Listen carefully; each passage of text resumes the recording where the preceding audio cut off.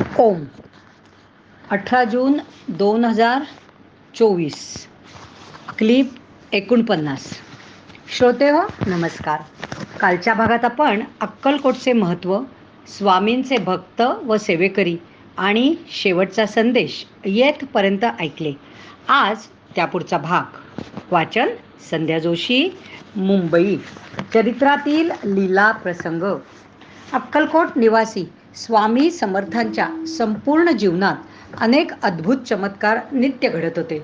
जर त्यावेळी कुणी दूरदर्शी दृष्टी ठेवून त्या सर्व गोष्टी लिहून ठेवल्या असत्या तर अक्षरशः भागवताप्रमाणे मोठा ग्रंथ झाला असता, असे त्यांचे चरित्रकार गणेश बल्लाळ मुळेकरांनी जे नमूद करून ठेवले ते खरेच आहे. तसा प्रयत्न सध्याच्या पिढीतील नम्रता भट यांनी अनेक खंड प्रसिद्ध करून समर्थांबद्दलची वेगवेगळ्या कालखंडातली माहिती एकत्रित आणली आहे. स्वामी समर्थांचे वैशिष्ट्य असे होते की भक्त समोर आला की त्याने विचारण्यापूर्वीच त्यांच्या मनातले ओळखून त्यांचे उत्तर किंवा प्रश्नाची उकल करून देत असत. त्यांच्यासमोर बसलेल्या मंडळीत त्यावेळी चाललेल्या विचारांची सुद्धा समर्थाने अनेक वेळा दखल घेतलेली आहे. त्यामुळे या महान अवतारी सत्पुरुषांपासून काही लपवता येत नसे. जर एखाद्याने दांभिकपणा दाखवून भोंदूगिरी केली असेल तर लगेच त्याच्या जीवनातली गुह्य गोष्टी जाहीररित्या सांगून त्याला वठणीवर आणलेली अनेक उदाहरणं आहेत. त्याचप्रमाणे अत्यंत गरीब हतबल अवस्थेत असलेल्या संकोची माणसांना पुढे बोलावूनही कृपा केलेली आहे. त्यांच्यासमोर दिखावा आणि लफाछपीला वावच नव्हता.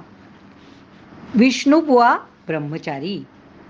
पुढचा मुद्दा. अक्कलकोटचे राजे श्रीमंत मालोजीराव यांना वेदांत विषयक प्रवचने ऐकण्याची आवड असल्यामुळे त्या काळच्या उत्तम प्रवचनकारांना ते बोलावित असत. त्याच अनुषंगाने मुंबईच्या प्रसिद्ध विष्णुबुवा ब्रह्मचारी यांना बोलावून घेतले. राजवाड्यात त्यांची व्याख्याने झाली आणि आपल्या पारशी मित्राबरोबर स्वामी समर्थांच्या दर्शनासाठी विष्णुबुवा आणि मंडळी गेली. दर्शन घेतल्यावर ब्रह्मवस्तूशी तदाकार होण्याचा काय मार्ग आहे याविषयी त्यांनी महाराजांना विचारले. सर्व गोष्टी समर्थाने ऐकून घेतल्या, पण ते मौनच राहिले. त्यामुळे बुवांचा असा समज झाला की स्वामींना या विषयात गती नाही आणि त्यांची उगीच एवढी कीर्ती पसरली, शिवाय आपल्या विद्वत्तेबद्दल अभिमानही निर्माण झाला. त्याच रात्री झोपल्यावर स्वप्नात हजारो विंचू अंगावर चढवल्याचा भास झाल्यामुळे पार घाबरून गेले आणि त्यातल्या एका विंचवाने दंश केल्यावर बुवांची बोबडी वळली व मेलो मेलो असे ओरडत उठले. जवळ झोपलेले पारसी त्यांना जागे करून सावध व्हा सावध व्हा असे म्हणू लागले आणि ती वेळ निघून गेली. दुसरे दिवशी स्वामींच्या दरबारात दर्शन घेतल्यावर पुन्हा आदल्या दिवशीच्या विषयावर विष्णुबुवांनी आपले बोलणे चालू ठेवले. तेव्हा समर्थ म्हणाले, हात गाढवा, स्वप्नात हजारो विंचू अंगावर चढले म्हणून आरडाओरड करून उठतोस आणि दिवसा वेदांताच्या गोष्टी करतोस. तू केवळ पडत मूर्ख आहेस. ब्रह्मपदी तदाकार होणे हे काय वाटेवर पडले आहे काय? नुसते ब्रह्म बोलून तू काय योगी झालास काय? बुवा चांगलेच खजील झाले. पुढे त्यांची खात्री झाली की स्वामी समर्थ अवतारी पुरुष आहेत आणि त्यांच्यासमोर ते लीन झाले. ठाकूरदास बुवांचा अनुभव. मुंबईला ठाकूरद्वार येथे तेथील देवस्थान प्रसिद्ध आहे. सभामंडपात स्वामी समर्थांचा फोटो आहे आणि पादुका पण स्थापन केलेल्या आहेत. हे संस्थान ठाकूरदास बुवा उर्फ श्रीकृष्ण बुवा यांनी स्थापन केले. ते लहानपणापासून दत्त उपासक असल्यामुळे नरसोबाची वाडी आणि गाणगापूर येथे जाऊन सेवा करीत. त्यांच्या अंगावर प्रारब्धाने कोड उठले आणि हताश होऊन काशीला जाऊन राहण्याचा त्यांनी विचार केला. पण तत्पूर्वी गाणगापूरच्या पादुकांचे अखेरचे दर्शन घेण्याचे त्यांनी ठरविले. पादुकांना अर्पण करण्यासाठी कस्तुरी बरोबर नेली होती. यथासांग पूजा झाल्यावरही कस्तुरी अर्पण करायचे विसरून गेले. रात्री बुवांना अक्कलकोटला जाण्याविषयी श्रीकडून दृष्टांत झाला. पुढे अक्कलकोटला पोचल्यावर श्री स्वामींच्या चरणी मस्तक ठेवून दर्शन घेतले. बुवांकडे पाहून स्वामी समर्थ म्हणाले, हमारी कस्तुरी अभी के अभी लाव. तेव्हा ठाकूरदास बुवांना आपल्या विस्मरणाबद्दल जाणवले आणि पुन्हा बिराडी जाऊन कस्तुरीची पुडी महाराजांकडे दिली. श्री स्वामी समर्थांची सेवा करीत श्रीकृष्ण बुवा थोडे दिवस राहिले असताना एके दिवशी महाराजांनी पेटलेल्या धुनीतले एक जळके लाकूड बुवांच्या अंगावर फेकले.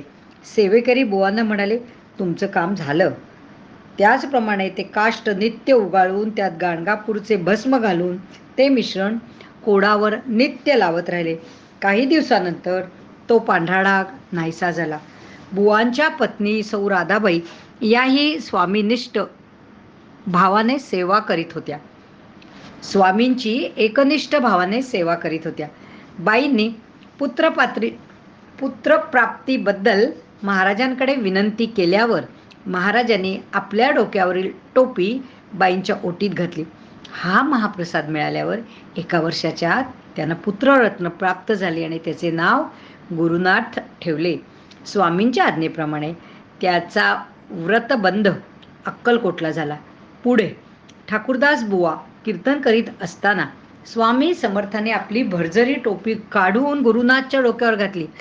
ठाकूरदास बुवा स्वामींचे पूर्ण भक्त झाले आणि दरवर्षी गुरुप्रतिपदेच्या उत्सवात 4 दिवस त्यांच्याकडून कीर्तन सेवा होत असे. पोटशूळ बरी झाली. अजून एक अनुभव. कर्नाटकातील श्रीधर नावाचा ब्राह्मण गाणगापूरला सेवेला आला होता. त्याला पोट दुखण्याचा त्रास सुरू झाला. श्रीधरला यतींनी दृष्टांतात सांगितले की श्रीपुरीच्या पानांचा रस काढून त्यात सुंठ आणि सैंधव घालून ते घ्यावे, म्हणजे पोटशूळ बरी होईल. जाग आल्यावर श्रीपुरीच्या पानांचा रस म्हणजे काय ते त्याला कळेना, म्हणून औषध तयार करता येईना.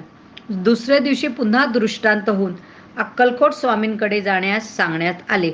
दुसऱ्या दिवशी तो ब्राह्मण तातडीने अक्कलकोटला पोहोचला. नव्या विहिरीजवळील मारुतीच्या ओट्यावर स्वारी बसली होती. श्रींच्या पायावर डोके ठेवून श्रीधर हात जोडून उभा राहिला. तो काही सांगायच्या अगोदरच त्याच्याकडे पाहत महाराज म्हणाले, अरे, निंबाच्या झाडाला श्रीपुरी म्हणतात. त्याचा रस काढून सुंठ आणि सैंधव घालून ते मिश्रण 3 दिवस घे, तुझी व्याधी नष्ट होईल. आणि त्याप्रमाणेच सर्व होऊन तो आपल्या गावी परतला. तर आता आज आपण या ठिकाणी थांबूया. उद्या आपण पुढचे काही नवीन अनुभव ऐकूया. धन्यवाद. हरिओम तत्सत.